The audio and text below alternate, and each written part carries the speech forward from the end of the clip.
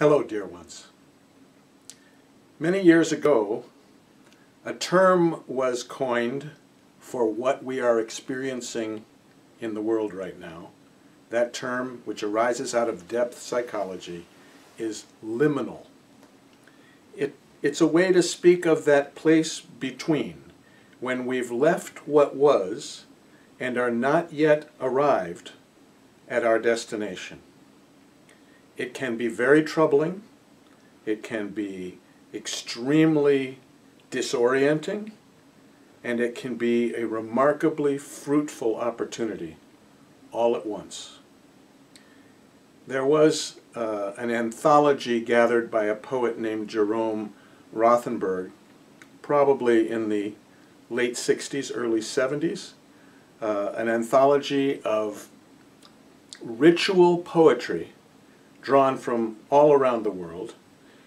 The title of the anthology was Technicians of the Sacred. That anthology has come to mind lately as we have been discussing in our executive team and in our ministry this notion of liminal time and what it means for us to live in liminal time, for us to be together in the place between, a place which makes it very difficult to plan for the future. An awful lot of what we do is anticipate the future and try to align the church to future needs that we can imagine. Liminal time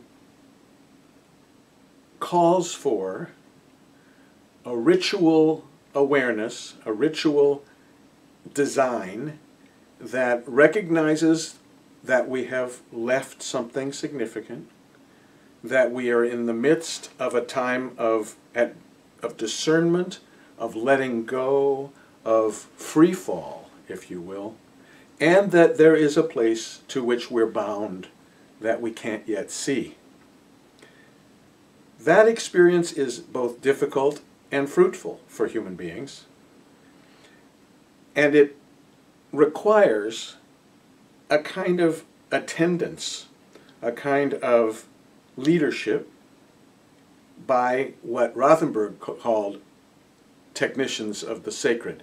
It's what we ministers try to do at those threshold moments when often between life and death, between pregnancy and birth, in those moments of major change, when we are in free fall. The church is in the world to provide a structure which acknowledges the past,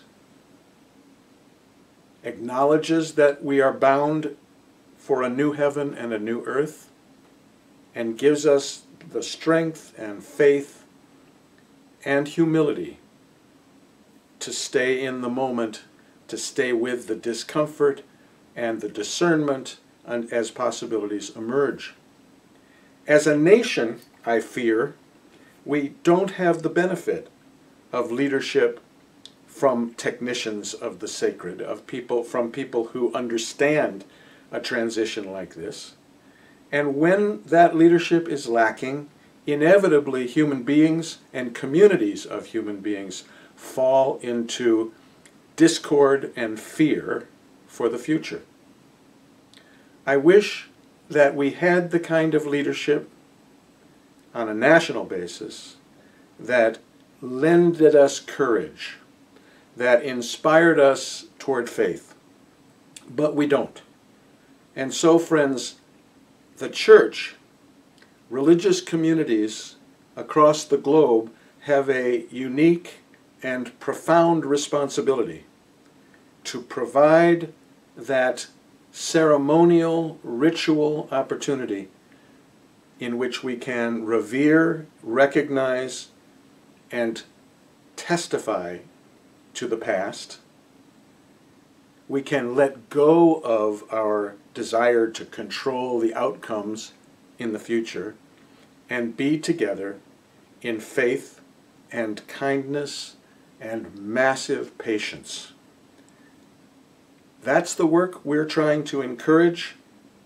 At the same time, as we are reminding one another of the fierce urgency of now and of the needs of those who are less fortunate than we ourselves and therefore more vulnerable to the lack of service, to the increasing inequities. It's a very complex and very confusing time. If you are feeling somewhat insecure right now, God bless you. Of course you are. We all are. And we hope that the church can provide a framework that instills and encourages the kind of confidence we need as we await the new heaven and new earth that is our birthright and our obligation. Thank you, friends.